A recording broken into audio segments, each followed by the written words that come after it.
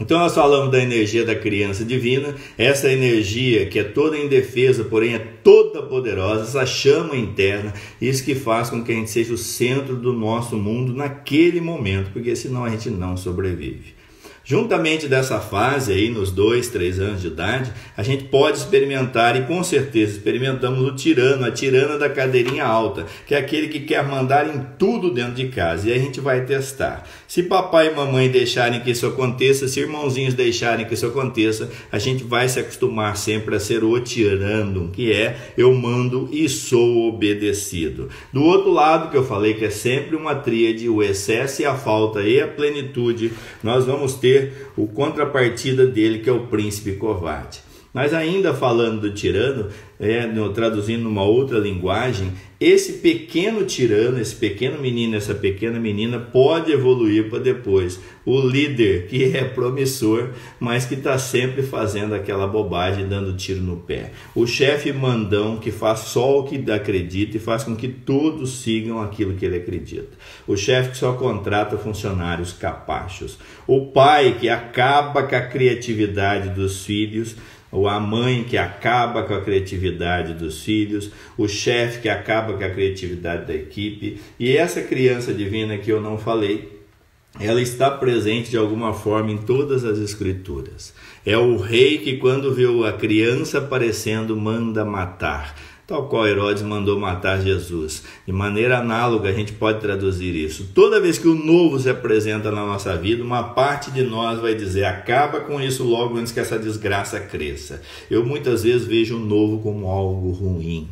E nesse momento de mundo, esse novo se apresenta de maneira muito imperiosa. E muitos de nós, o nosso rei que está aqui estruturado na forma egóica, manda matar essa nova criatividade, essa nova ideia. Quantas vezes você fez isso na sua equipe, com a sua equipe, na sua empresa, no seu trabalho? Quantas vezes você matou a alegria dos teus filhos, dos teus sobrinhos, das pessoas ao teu redor? Quantas vezes você matou a alegria dos seus pais porque entende que essa energia não é mais para mim? Esse é o tirano se manifestando, mandando matar tudo aquilo que é uma nova chama, que não seja a minha chama. Então presta muita atenção nisso. E o príncipe covarde, porque ele se apresenta em faces da mesma moeda, ele vai transparecer com pouca personalidade, com pouca energia, e ele manipula tanto quanto o tirano. Só que como ele tenta ser tirano e não consegue, porque talvez algum irmãozinho já ocupou essa cadeira e cada um de nós ocupa uma garagem na nossa casa, eu tento ser o príncipe covarde. Eu uso outras artimanhas como apático, sem voz, sem energia, sem força, ó vida, ó azar, mas assim eu consigo o que eu quero. Eu posso ficar mais doente do que precisaria, eu posso ter uma voz frágil dentro da minha empresa e da minha vida amorosa, porque assim, bem coitadinho, bem pobrezinho, eu consigo manipular para chegar naquilo que eu quero. Vamos ver que mandaram a pergunta aqui, deixa eu ver. O Rogério está perguntando: instinto e energia, mesma coisa na visão do arquétipo? Eu entendo que não, meu caro. Entendo que não. Instinto é uma coisa que eu uso muito menos, né? Por exemplo, quando a gente fala de intuição, talvez fosse que não sei se é isso que está se perguntando. A intuição é uma das funções da consciência. O instinto está muito mais ligado a um nível menor de complexidade que existem em alguns seres. Não, eu não diria que é a mesma coisa não, Rogério. Eu entendo que são coisas diferentes. A energia, nós colocamos uma roupagem, porque depende aonde que ela se manifesta e a forma que ela se manifesta, ela muda o seu jeitão. Essa energia divina que nós estamos falando, da criança divina, e um bebê de 2, 3 anos vai se manifestar de um jeito, mas ela continua estando presente, porque esse bebê continua presente aqui, na minha vida com 40, com 30, com 20, com 70, de outras formas. Tanto é que muita gente só cresce de idade e continua ainda batendo a colherzinha, sendo o chefe, mantendo os filhos através do dinheiro para poder mandar em todo mundo. Eu não consigo mandar no meu lado profissional, mas em casa sou eu que dito a regra. Daí eu uso a força, eu espanco, eu bato, eu faço, eu aconteço. Em relação à energia, ela não muda, mas a manifestação muda, porque ela está manifestando em mim de maneira diferente do que é em você. Então é importante entender que a energia, ela não é boa nem ruim. A manifestação dela depende de cada um de nós. Eu não sei se eu entendi a tua pergunta, se eu não entendi, se eu não respondi, tu me manda aí que eu complemento isso. Vamos em frente, o pessoal ainda está retornando porque caiu lá, nos perderam, mas estamos juntos aqui. Então nós estamos falando dessa primeira infância e falamos da criança divina, o tirano da cadeirinha alta e o príncipe covarde. E agora a perguntinha que eu quero jogar para vocês é... Perguntinha não, provocativa, coisa linda. Não é se estamos manifestando o tirano da cadeirinha alta ou o príncipe covarde, mas é quando estamos. Não percam tempo falando assim, mas eu não sou assim. É assim. Em algum momento da tua vida isso se manifesta. É impossível a gente não manifestar e é melhor que a gente tenha consciência disso. E muitas vezes a gente é totalmente inconsciente do quanto que a gente é tirano. Seja no sabor do sorvete que se escolhe, seja no prato que vamos almoçar. Olha, o que tu acha? Desde que seja a minha vontade. Em alguma das relações a gente sempre apresenta um lado do príncipe ou da princesa covarde e do tirano ou da tirana. E não é se a criança divina, essa energia, essa chama fantástica existe dentro de você. É como você a está honrando, como você a está alimentando. Quando eu perco acesso a essa energia divina, a essa chama, possivelmente a minha vida fica muito sem graça. Eu vou perdendo a vontade de viver, tal qual a gente já falou em outras lives. Então eu preciso honrar essa criança divina. E ela é tão poderosa, olha lá, a gente experimenta assim que a gente chega nesse planeta, mas ela é tão poderosa ao longo da nossa vida, que se eu não souber manter a distância dela, cognitiva dela, eu estou complicado. É aquela máxima que o meu querido amigo Léo sempre me conta, e eu gosto muito de contar, que é o planeta Terra está na distância exata que ele precisa do Sol. Um pouquinho, 1 milímetro mais perto, a vida que nós temos aqui não existiria, porque seria quente demais. Um pouquinho mais longe do Sol, a vida que aqui existe hoje não existiria, porque estaria frio demais. E é assim que eu me mantenho. Eu não sou o Sol, eu não sou a criança divina, você não é a criança divina, mas você precisa se inspirar nela, saber que ela existe, saber que você não é ela. É essa dança. E saber, claro, que toda vez que uma criança divina se apresenta, um novo criativo, uma nova inspiração, uma nova ideia, um novo na tua vida, uma parte em ti vai assumir. Sou eu que estou mandando aqui, vou mandar matar, com muita ênfase. Fábio, isso é bom ou ruim? Não tem bom nem ruim, esse é um comportamento extremamente natural. Quando eu tenho consciência disso, eu consigo lidar melhor com isso. Eu consigo me dar conta que uma parte minha está resistindo que eu reinvente a minha empresa. Uma parte minha está resistindo que eu reinvente a minha vida. Uma parte minha está resistindo que eu reinvente, por exemplo, a minha relação. Às vezes os filhos estão pedindo que eu faça diferente, mas eu não quero. Deixa eu clicar aqui, porque aqui daí vamos mostrando os minutos agora. Nós começamos de novo.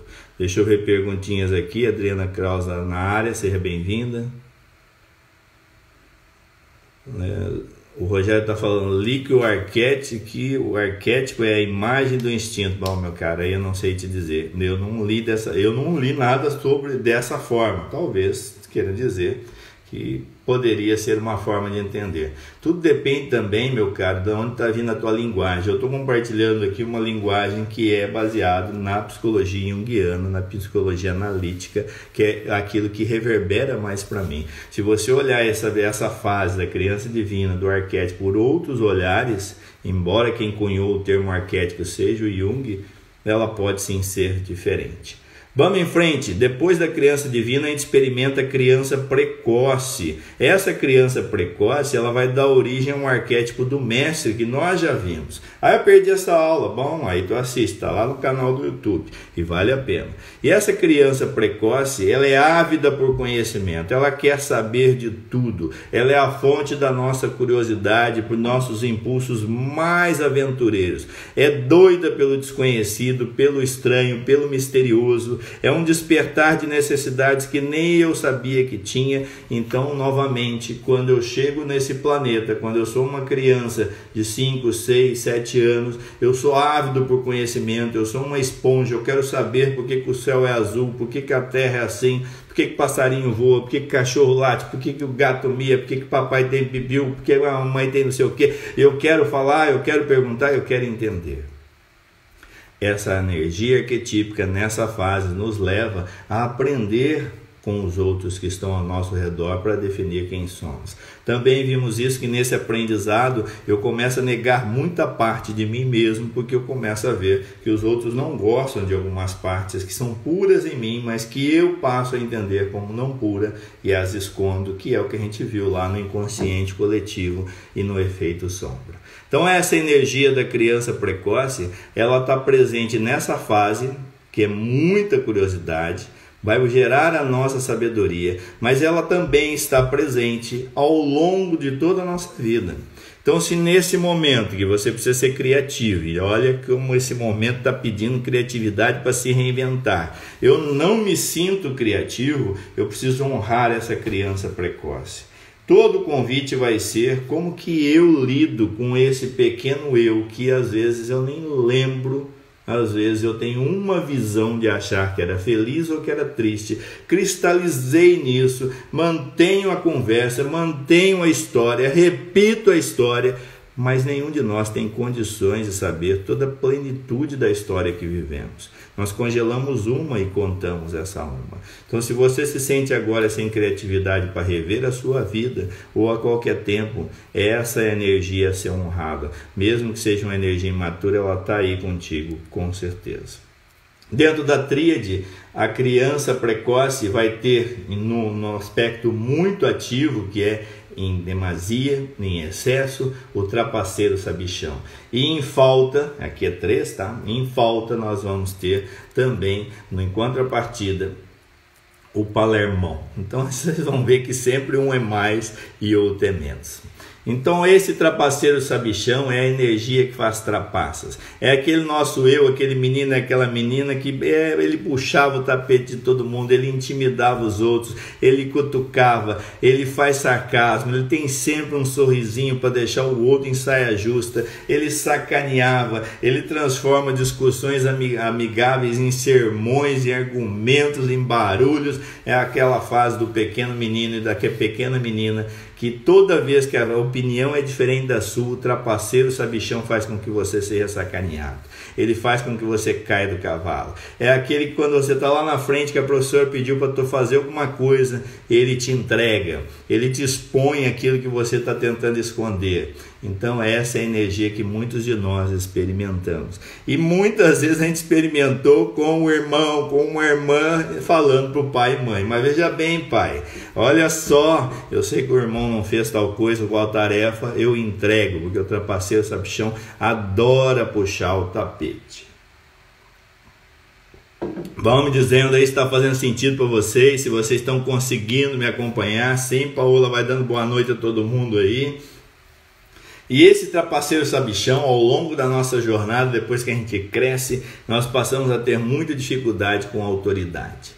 Sempre conseguimos encontrar alguém que vai fazer com que tenha ódio por nós, porque sempre nos vê como um debochado, sempre nos vê como um ar superior, porque é isso que essa energia faz. Ela é ligada à sabedoria, então o trapaceiro ele reúne argumentos, ele lê pra caramba, ele estuda pra sacanear o outro, para demonstrar a sua superioridade. Não preciso dizer, como isso é muito forte, que eu não estou colocando a sabedoria a serviço de nada, a não ser do meu próprio ego. Então isso esconde, é claro, um grande vazio, esconde, é claro, uma grande insegurança.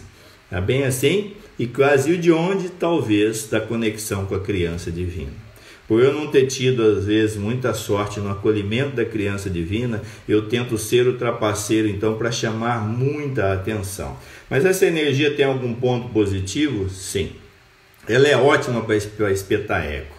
Toda vez que a gente está se achando muito, é muito bom ter um filho, uma filha, alguém que nos ama, que vem assim com um alfinetinho e dá uma espetadinha. Olha, menos, criatura, menos que tu não está podendo tanto, menos que tu não é tudo isso aí não, tu não é a última Coca-Cola do deserto. Isso, quando feito de coração, essa energia ela é muito útil. E às vezes nós temos que fazer conosco, porque eu passo a acreditar no canto da sereia. Eu passo a perceber assim, as pessoas batem palma, digam um tanto que eu sou bom naquilo ou ruim naquele outro, eu acredito. Então, quando eu estou muito inflado de ego, é sempre bom estar perto de um amigo trapaceiro sabichão que vai fazer assim, ó, não, menos, né? Então, um bom trabalho, mas também um pouquinho devagar com esse teu barulho todo aí.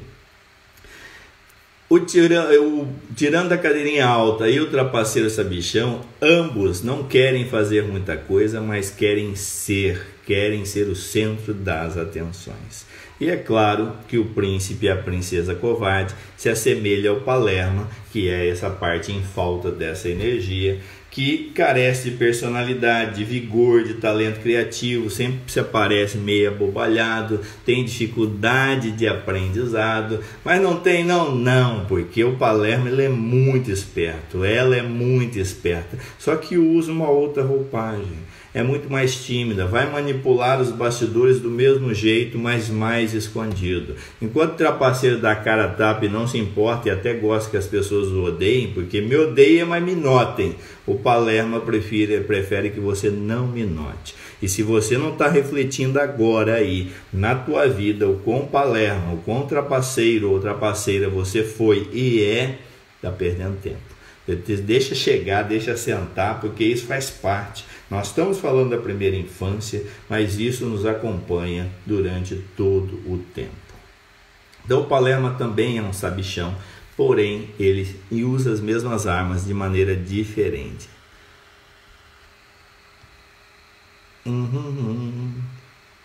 O Rogério fez uma pergunta que depois eu trago ela. Tá. Deixa eu ver aqui da Maíra, que as outras tem a resumir. É possível identificar essas energias no passivo ativo em nossos filhos? Podemos interferir? Como? É possível, com certeza é muito possível, a gente vê o tempo todo. Mas a gente vê o tempo todo, muitas vezes, aquilo que nós mesmos estamos projetando. Então, como é uma confusão, eu tenho que tomar cuidado para ver o que é projeção da minha própria criança nos meus filhos, que daí tu pode espancar a criança achando que é ela, mas é você, porque você não está olhando para você. Mas sim, ter filhos é um grande presente, porque a gente revive tudo isso, seja que a minha infância foi A ou B ou C, não interessa, a gente vai reviver muito fortemente através dos próprios filhos. Se a gente pode interferir, eu sempre acredito, já falei isso milhões de vezes, a melhor forma de interferir é fazer o próprio caminho. É acolher a própria criança, é acolher o meu pequeno eu, o meu pequeno Palermo, o meu pequeno trapaceiro, o meu pequeno covarde, o meu pequeno tirano, a minha pequena tirana, acolhendo isso, olhando para isso, reconhecendo que isso existe. Eu posso naturalmente, através do exemplo que eu estou fazendo, melhorar a engronha que eu estou deixando para os meus filhos. O mais comum, Maíra, é que a gente tente fazer isso, corrigindo os filhos, orientando os filhos de boca para fora. Como eles nos olham e percebem a energia que a gente reverbera, o exemplo real de quem somos, isso não adianta nada. Tanto é que quando a gente não reconhece, essa é a maior motivação para o caminho do autoconhecimento, quando eu não acolho as minhas partes que eu escondi na sacola, quando eu não reintegro o meu poder, não adianta que eu vou deixar engronha para aqueles que vierem depois, sejam eles meus filhos ou sejam eles todos os filhos desse planeta. Então a melhor motivação para o autoconhecimento é, se eu faço isso por aquilo que é mais sagrado, que podem ser os meus filhos, eu tenho que mexer comigo. Muitas pessoas utilizam como desculpa, como bandeira, não, mas agora eu tenho que cuidar dos filhos, agora eu tenho que cuidar dos netos. Isso não é eficaz, isso não é o melhor a ser feito. O melhor a ser feito é cuidar daqueles que amamos, cuidando de nós, metendo a mão na merda que a gente escondeu, a mão no lodo para de lá fazer nascer essa lótus. Porque senão a gente fica fazendo de conta, continuando olhando para fora. Eu não olho mais para aquilo que eu escondi. Ou eu fico preso àquilo que eu escondi. Ou eu fico preso àquele lado fantástico que eu já vivi. Parece uma criança grande batendo a colherzinha ainda hoje. E com certeza a Maíra e vocês já vivenciaram reuniões em empresas assim, onde alguém se destrambelha e o cara fala: o campinho é meu, a bola é minha, a empresa é minha, eu sou o chefe, vai ser como eu quero. Como é fácil enxergar no outro, né? A gente podia fazer assim, pô, mas podia ser fácil para enxergar em mim, mas é só olhar as emoções e eu vou saber que eu também estou passando e vivendo aquilo. Maíra me disse, respondeu. Resumo. A Carol está perguntando aqui se você é espírita. Aqui não tem, eu não estou fazendo nenhuma pegada religiosa, Carol. Eu não trato aqui de questões religiosas, amada. O que eu estou trazendo é uma visão que vem desse livro que eu mostrei, que é um estudo desses autores sobre a psicologia junguiana. Então eu busco dar uma roupagem o mais ampla possível, e aí você pode encaixar na tua roupagem, seja ela o que for. Honramos todos os caminhos. Porque se a gente se atrelar a um único caminho, a gente cai de novo no fragmento. Esse é o caminho certo, aquele é o caminho errado. Honramos aqueles que querem escolher o intermediário, como honramos aqueles que não querem se conectar à totalidade. Quando estamos falando de arquétipos, eu estou falando de energia que não tem nada a ver com nenhuma conotação religiosa e sim científica pela ótica da psicologia analítica e junguiana. Tá? Então me diz aí se ficou claro para você. Então vamos em frente. Visto essas duas energias, nós chegamos agora na terceira, que é a edipiana, que se vem sim lá do complexo de Édipo, onde Édipo, para desposar a mãe, mata o pai. Olha o link com a live anterior, com o encontro anterior. Eu tenho que matar como homem o arquétipo do pai, não é o pai físico necessariamente, e desposar o arquétipo da mãe, que não é a mãe física necessariamente. Essa criança edipiana, quando a gente entra nessa fase, a gente quer ser amado e ser amado, venerado, deleitado. É uma energia imatura que está muito atrelado sim a essa mãe e a esse pai, principalmente os arquetípicos. É muito comum o pequeno jovem, a pequena jovem querer casar com o pai, querer casar com a mãe, dentro dessa visão arquetípica. E é muito comum a pequena filha dizer para a mãe que quer que ela caia fora para que ela fique com o pai, ou que o pequeno menino queira que o pai caia fora e que ele fique com a mãe. Lembrem-se que eu falei no encontro passado, isso é muito mais arquetípico do que físico, do que a pessoa de carne e osso.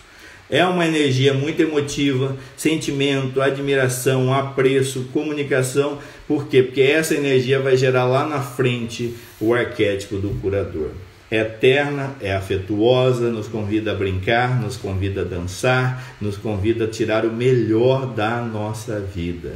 Nos convida a aprender a nutrir tudo que é bom em nós e ser nutrido e nutrir. É claro que dependendo se a sua infância, você experimentou isso na plenitude, você teve um contato fantástico com irmãos, amigos, escolas, dependendo como foi a tua experiência, isso não foi exatamente tão claro assim.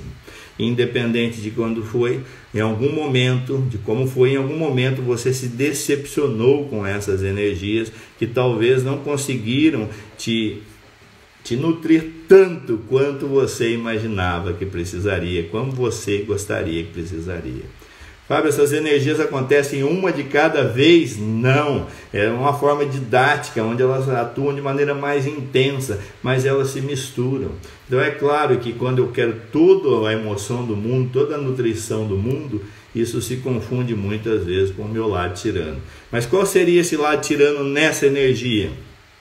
Filhinho da mamãe, quando está em excesso, ou seja, eu quero tanto, me dão tanto, que eu entro no filhinho, na filhinha da mamãe, ou no sonhador. Vocês estão percebendo que eu sempre tenho a tríade, a energia na plenitude, uma energia em excesso e a energia em falta. O filhinho da mamãe, é claro, está preso às saias da mãe, e aí não interessa se é o filhinho ou se é a filhinha, vai fazer com que essa criança fantasie muito, muito, muito, desposando o pai, a mãe, e como ele poderia ser mais bonito e mais forte que o próprio pai e que a própria mãe.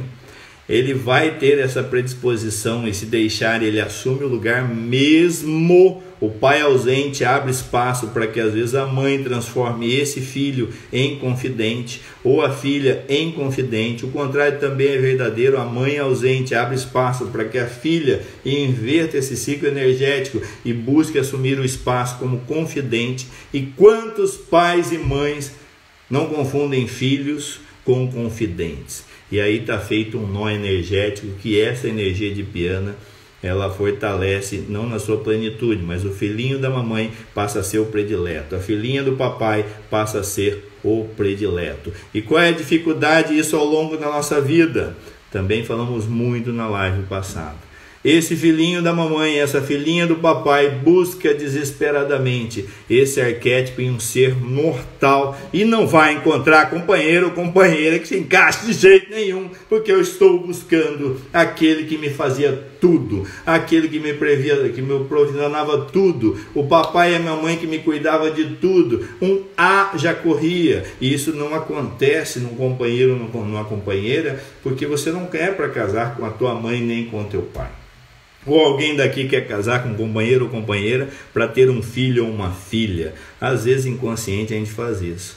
Junto um filho que está procurando um pai, uma mãe, e junto uma mãe e um pai que está procurando um filho, e a gente tenta compor um casamento, e aí que eu falei a máxima, como nós estamos presos em aspectos imaturos. Do outro lado nós temos o sonhador. Sonhador, aquele que prefere sentar na pedra em vez de brincar. Ele prefere sonhar, que ninguém o ama porque não o conhece plenamente. Ele até brincaria, cantaria e dançaria melhor que todos os meninos e meninas naquela apresentação. Mas quando foi perguntado, ele disse: não, eu não vou subir no palco porque eu tenho vergonha. Mas depois ele olha e fala: eu faria muito melhor.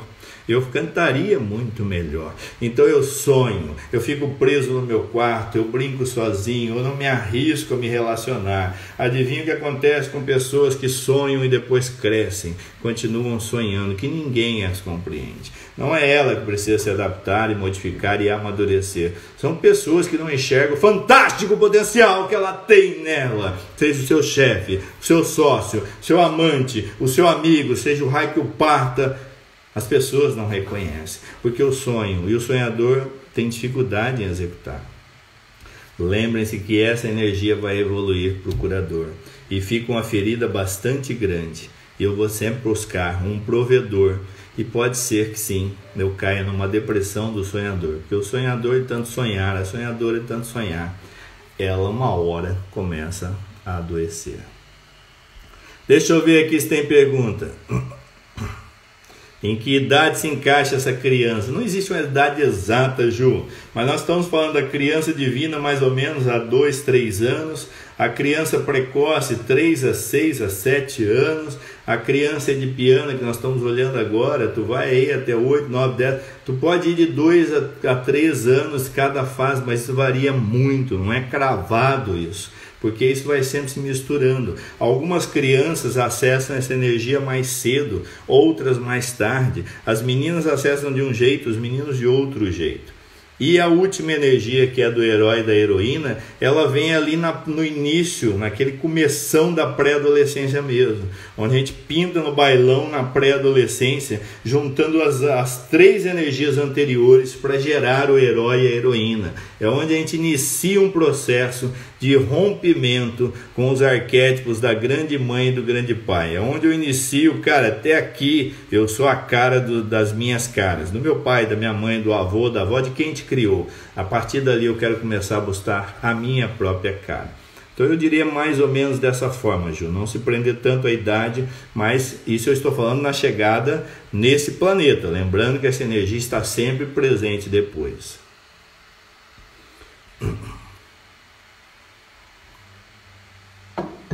A Paola, eu espero que vocês estejam lendo aqui, ó, que eu estou colocando a perguntinha, espero que esteja aparecendo para vocês. Ela não entendeu a relação com o curador, então deixa eu explicar. Cada uma dessas energias, a energia divina que eu experimento quando eu ainda estou em formação da minha função da consciência, ela vai evoluir para um arquétipo que a gente chama que é do visionário ou do rei, que a gente fez uma live só sobre ela, que são arquétipos maduros, e aqui nós estamos olhando os arquétipos na primeira infância ou energia imatura. A criança edipiana, ela vai evoluir para o arquétipo do mestre, do sábio, do mago, que ela está ligada à sabedoria. A precoce vai evoluir para o arquétipo do sábio. A criança edipiana, que é essa que nós falamos agora, essa última energia, ela evolui para o arquétipo do curador. Então ela tem características muito parecidas, porém a gente separa porque elas estão ligadas a uma fase onde a função da consciência ainda não está desenvolvida em nós. Nós estamos desenvolvendo, então por isso que a gente chama de energias imaturas, segundo esse livrinho que eu mostrei, os autores encapsulam dessa forma. E ela vai evoluir para a energia madura em você e em mim, como o curador, o amante, que também vai ter o seu polo ativo e o seu polo passivo, que a gente tratou em uma live específica. Me diz aí se melhorou para ti, que senão eu vou de novo. Deixa eu ver se tem mais perguntas. Estou adorando que vocês estão mandando perguntas, como chique demais. Deixa eu ver aqui. Deixa eu ver se dá para ler. Fábio, a infância influencia muito a vida das pessoas no futuro. Impressionante se a gente observa, é que aqui essa perguntinha não cabe muitas palavras, então cortou aqui, Rose.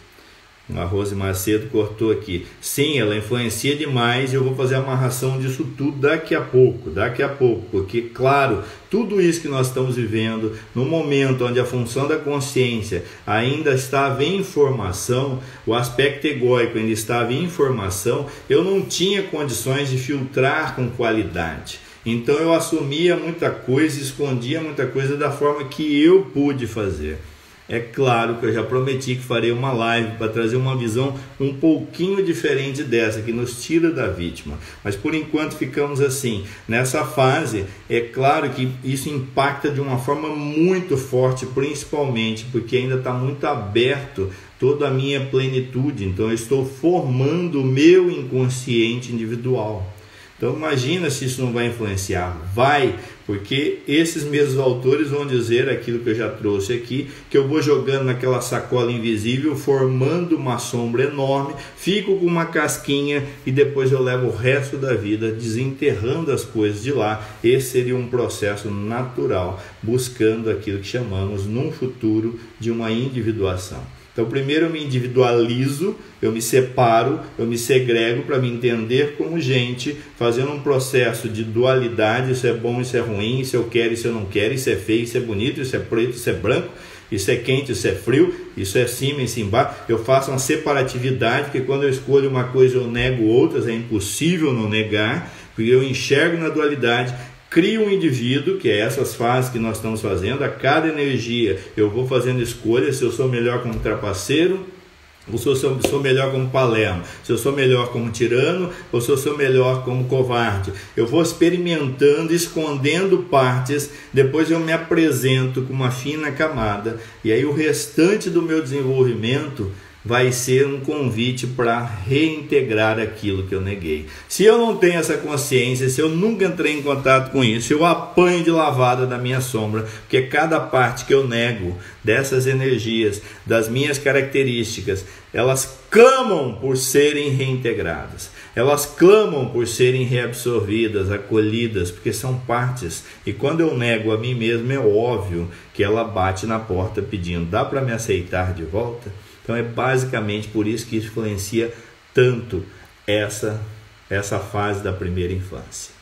Antes de abrir para mais perguntas, vou falar da última energia, que é a do herói ou da heroína. E aqui nós temos novamente a tríade: o herói na plenitude, a heroína, o valentão exibicionista e o covarde ou a covarde. Vai vendo onde é que você se vê na tua vida, como você foi, mas com certeza lembre-se que não é se você manifesta, é quando você e eu manifestamos essas energias, só que numa roupagem dos arquétipos maduros, a única diferença. Então essa energia do herói, ela junta todas as outras para fazer o famoso salto, que é onde eu vou buscar a minha iniciativa, a minha trajetória, o meu início da minha cara, do meu processo de passar por um jovem pequeno, uma pequena jovem, para começar um caminhar de uma juventude, de uma adultez. Então eu junto as três energias anteriores, formato tudo aquilo que aprendi e começo a me rebelar contra a família de origem, seja ela qual for.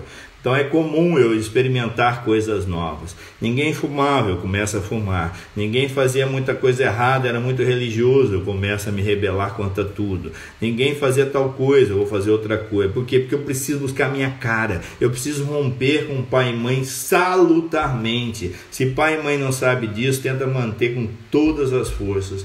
E aí você castra o menino e a menina para não deixar com que eles sigam em frente. Você usa o dinheiro, o poder, a influência, o amor, tudo que você puder para mantê-los debaixo da sua asa, o que seria, entre aspas, um processo não positivo para a pessoa, para que ela possa trilhar o seu próprio caminho.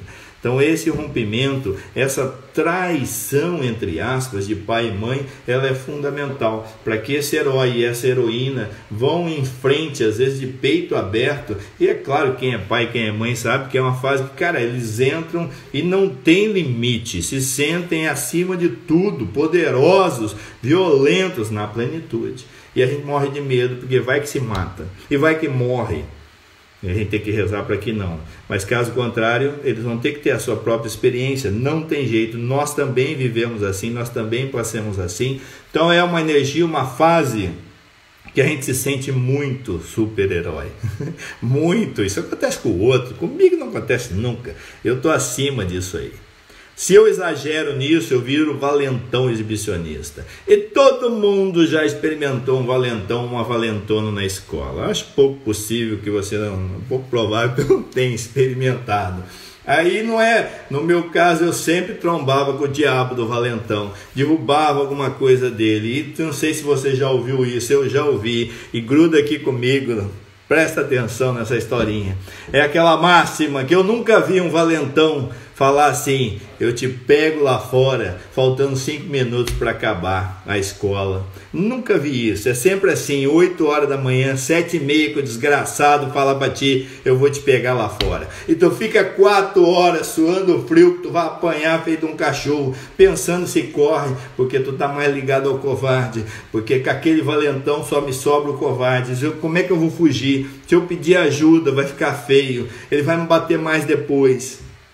Esse valentão, ele extrapola muitas vezes a sua insegurança, que ele não consegue usar em casa e não consegue usar em outros ambientes. Ele leva para os ambientes da escola, ou às vezes ao contrário, ele é valentão na família e na escola ele é o covarde. Então nós vamos fazer essa dança, porque o valentão, ele vai mostrar a sua superioridade através da força. O covarde vai manipular através da fuga, através de outros artifícios, de outros argumentos.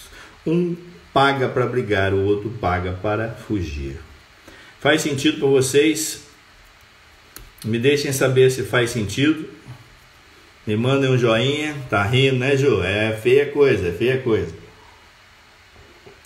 Não é que tu tromba aquela coisa e fala: caraca, meu, agora vou apanhar muito. Deixa eu ver as perguntas aqui. Vamos começar então. Quem não mandou ainda, pode mandar aí a sua dúvida, pode dar coraçãozinho, que eu adoro. Eu não consegui ver o pessoal que entrou, então não fiquem bravos comigo, porque às vezes a gente engata uma quinta aqui e eu não consigo ver todo mundo que entra, pessoal. Então se o pessoal deu um alô, deu um joinha, me desculpe, mas eu grudo aqui e taca-lhe pau, porque entra em modo aula para entregar o melhor conteúdo que eu consigo nesse tempo. Como a violência doméstica influencia esses arquétipos? A violência doméstica não influencia esses arquétipos. Eu te diria que é o contrário, a Rain Flor.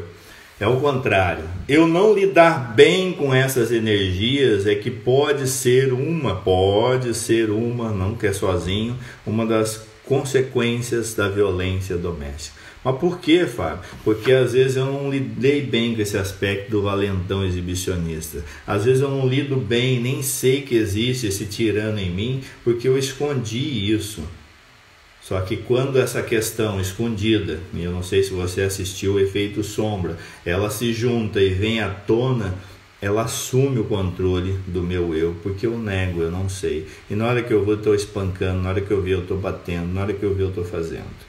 É um pouco mais comum nos homens? Sim, é um pouco mais comum nos homens, sim. Porque os homens estão mais acostumados a lidar com essa energia imatura de maneira inadequada pela força. É exclusividade dos homens? Não, porque você pode sofrer uma violência que não seja física e pode ser uma violência moral, onde talvez a mulher, por não lidar bem com a sua tirana, com a sua manipuladora, ela usa e abusa, explora os filhos, explora as pessoas da mesma forma que seria um abuso físico. Então o que eu diria é o contrário. Essas energias não assimiladas, não na plenitude, que eu não treino, que eu não acesso elas adequadamente, quando eu acesso inadequadamente, por isso que é o foco dessa conversa de hoje, se eu tenho 50 anos e ainda estou acessando essa energia como se eu fosse um guri de 4, qual que vai ser o resultado? Vai ser alguém que ou tu me obedece ou eu vou realmente, não necessariamente te bater, mas eu posso fazer o pior, eu posso te mandar embora, ou eu posso botar um assédio moral tão pesado quanto físico, ou eu posso descer do carro com um porrete e tentar mostrar força, ou eu posso manter pessoas que eu amo através do dinheiro com cabresto curto, ou eu posso pagar pessoas para mudar a realidade. Tudo isso são manifestações de aspectos sombrios, não digeridos, não entendidos, não trazidos à luz da consciência. Então eu entendi tua pergunta, mas eu diria ao contrário. A gente pode diminuir a violência doméstica, a gente poderia diminuir a violência inclusive conosco mesmo, em todo o planeta, se nós assumíssemos mais, se a gente acolhesse mais esse pequeno menino, essa pequena menina, que berra fortemente para que cada dia a gente olhe para ela, para que a gente assuma esse pedacinho de nós. Só que eu estou muito distraído olhando para fora. Eu estou muito distraído querendo bater metas que não tem coração, não tem razão nenhuma, achando que se eu bater meta, que se eu comprar geladeira nova, se eu for promovido, isso vai preencher esse vazio. Não vai, porque esse vazio ele tem um peso emocional, psicológico muito diferente. Não é o computador. Fábio, tu está fazendo apologia que é não comprar? Nada disso. Tudo isso é muito bom desde que você tenha consciência, desde que você tenha coração. Numa fase da vida é extremamente normal a gente trabalhar feito um camelo, olhando para fora, correndo, tentando preencher aquilo que foi deixado de buraco. Nessa fase, eu busco para fora, através de aquisições, da carreira, dos relacionamentos, de casar, de ter filhos. Um momento que a ficha e a alma me diz, toque, toque, toque, meu querido, esqueci um detalhe, o teu caminhar também é para dentro. Quanto maior a conquista fora, maior tem que ser adentro. Quanto maior a conquista dentro, maior a conquista fora. Não dá para fazer uma sem a outra. Não existe essa coisa de só um lado. E às vezes, por não querer olhar para isso, por não saber lidar com esses aspectos, eu vou correr para fora, batalhando para destruir fora aquilo que dentro eu não aprendi a lidar. Espero que eu tenha elucidado tua dúvida. Se não, tu me manda aí. O Rogério, como entrar em contato com todas essas crianças e fazer as pazes? Meu querido, a única forma, não a única, sempre é ruim falar única, mas uma forma que eu gosto muito é nós precisamos fazer fora do estado de vigília. No estado de vigília é muito difícil, ainda mais quando as coisas estão muito bem. Pode dar-lhe coração que eu gosto, dá-lhe coração, taca-lhe pau nesse coração aí. Então como é que eu caio fora do estado de vigília? Quando eu passo por uma pandemia como essa, quando eu fico doente, quando eu participo de um grupo que tem um caráter terapêutico, como você participou no Liderar, que vai te fazer passar por várias dinâmicas que vão te tirar do controle, na hora que tu vê, tu tá de cara com aquele menino que você negou tanto, com aquela menina que você paga para que ela não reapareça. Todos nós temos. Isso não tem a ver se a minha infância foi feliz ou foi triste, tem a ver da forma que eu enxergo. Então, o que eu te diria é fazer vivências, meditar, estar consciente. Quando a gente está consciente, a gente sabe disso, a gente está buscando, não assim como, eu preciso resolver, porque não é para ser resolvido, é para ser integrado. Buscou resolver, está batalhando, está lutando contra. Eu preciso integrar.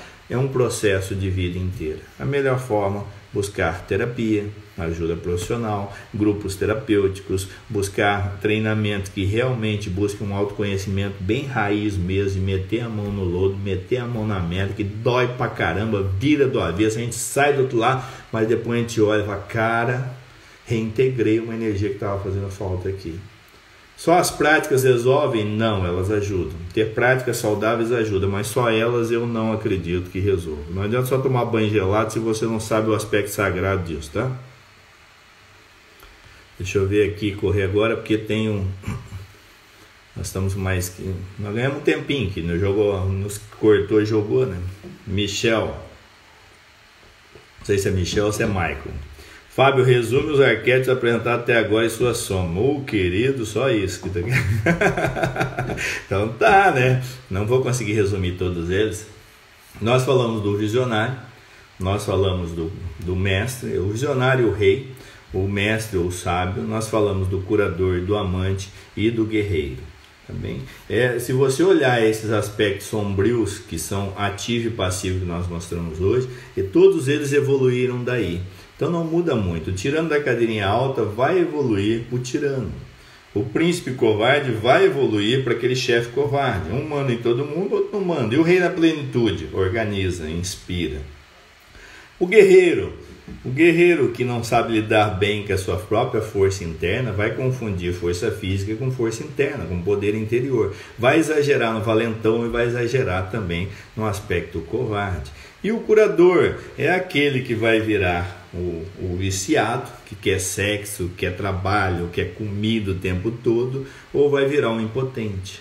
Então o curador e o amante é isso, excesso de vida ou falta de vida. E o mago vai virar o sabotador, o manipulador, aquele cara que sabe tudo e manipula os outros. Inclusive nessa pandemia acontece horrores, o cara manipula porque eu sei e você não. Ou ele vai ser aquele cara também que vai negar o seu conhecimento, vai negar a sua luz. Então se eu pudesse resumir, mas se você não assistiu, cara, assiste as lives que estão lá no YouTube, que vale muito a pena, não? Deixa eu ver aqui. O Emerson está perguntando como identifica esses personagens no meu comportamento. Eu gostaria mais de energia do que personagem, Emerson. É prestar atenção. Primeiro é sabendo que eles existem. Segundo é prestando muita atenção. E se você não conseguir, olha a emoção. A emoção sempre é muito chave da sombra. Por quê? Porque para eu saber se o que eu estou projetando, olhando para o outro nas convivências, a gente está sempre tendo presentes. Eu vou comprar pão, a pessoa me irrita. Aí eu quero dizer para ela, sabe com quem estás falando? Eu sou o cliente. Bom, não, tu é o tirano, querendo dizer que a pessoa tinha que te reconhecer. Ou a hora que eu deveria me posicionar, eu não me posiciono. Então eu sou um baita de um covarde naquele momento, ou estou assim desaparecendo. Então se eu prestar atenção nas relações que me rodeiam, trabalhistas, de trabalho, pessoais, não importa, celebridades, toda vez que eu me irrito muito, que eu me alegro muito, eu estou sempre projetando. E se aquilo me irrita, possivelmente está mostrando um aspecto meu que eu nego. Essa é a melhor forma. Saber que existe, prestar atenção sempre quando eu estou ficando ou muito irritado, ou isso está me incomodando, eu nem sei o porquê. Eu não fui com aquela cara daquela pessoa e nem sei o motivo. Ou na reunião, aquele evento me deixou louco. Se eu tivesse uma arma, eu matava o cara. No trânsito, eu nem vi a pessoa, ela corta pelo acostamento, eu fico louco. Quando a pessoa manda correntes para tudo quanto é lado, dizendo que o fulano roubou, que fez isso, que aquilo. Qual é a minha parte também, onde eu estou roubando? Roubando, mas eu não sou ladrão. Ah, não? Tu nunca roubou o teu próprio tempo? Tu nunca fez, por exemplo, um roubo de energia através de uma manipulação? Tu nunca roubou a tua qualidade de vida porque fez algo que poderia simplesmente fazer diferente? Então todos nós, quando a gente amplia o olhar, a gente reconhece aquilo que conhece. Então essa eu diria que seria a melhor forma de fazer isso. Deixa eu ver aqui. O Edward, quais exercícios para se achar o equilíbrio, para se equalizar?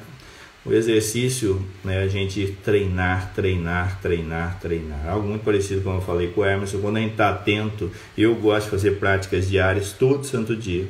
Meditação, afirmações positivas, visualização, exercício físico. Quanto mais você treinar no aspecto amplo, meditação, a tua energia intuitiva, leitura, a teu lado intelectual, exercício físico, teu instrumento, diário para escrever o que eu estou puto, o que eu estou feliz, o teu lado emocional. Quanto mais a gente tiver treinos, e é claro, o rito de passagem é fundamental, que eu já falei bastante sobre isso, que nós estamos vivendo agora, mas buscar dinâmicas, buscar treinamentos de liderança que propiciem ritos de passagem para você. Nunca me ausenhe ao que te vire do avesso mesmo. Então esses seriam os exercícios. Mas se você ficar só nos exercícios, que é o que eu brinco, não adianta só o banho gelado se você não mergulha a mão na merda. E para mergulhar mesmo, para meter a mão onde dói, onde incomoda, eu tenho que sair do estado de vigília. Eu preciso de um facilitador, de um mentor que me guie nessa trajetória. Ele não faz por mim, mas ele já fez antes. Então eu te diria isso. Deixa eu ver agora o que mais temos aqui. Maíra, se eu consigo identificar a energia ativa e passiva no meu colaborador, como lidar com ele? Primeiro tem que lidar contigo, né? Ver como é que está reverberando isso. Que se eu estou identificando nele, isso também me pertence, a não ser que eu só observe e não tenha emoção nenhuma. Essa é a diferença. Se eu só estou observando, então não tem emoção, possivelmente pertence só a ele, não deve ser uma projeção. Isso o mais comum é às vezes a gente também se identificar e enganchar.